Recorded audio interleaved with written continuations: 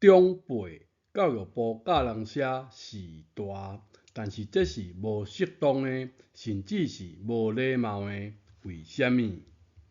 来看这句诗的经文，有一个阶梯相交的相牵，平行的小离。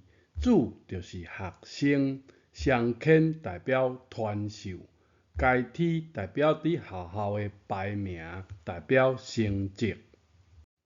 综合起来，师就是人才养成的学堂。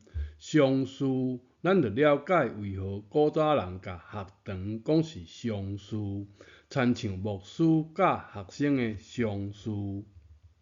这句诗是摆小朋友专用的，长辈若写是大，是毋是无礼貌的？这句诗将老省将智省，中文讲耆老，闽南语讲是大，用手指头身体的一部分来表示辈分，真亲近的称呼。各位乡亲是大，安尼讲有道理无？